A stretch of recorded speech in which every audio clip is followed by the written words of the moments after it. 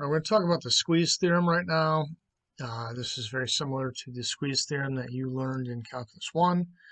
The proof of it, which would have been provided there. I'm going to go over this visual here to give you an idea of how this works. This is very useful for determining convergences of sequences as we go further. All right, so let's just read what it says. It says, consider sequences AN, BN, and CN.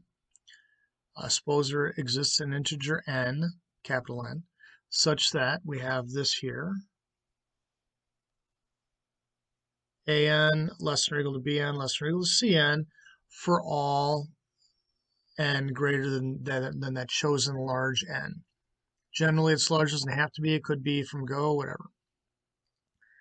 So if there exists a real number, L, such that we have the limit of the sequence equaling L for an, if the limit of an is L and the limit of Cn is L, well, that means that our limit at Bn is going to be L as well, because Bn's always between the two.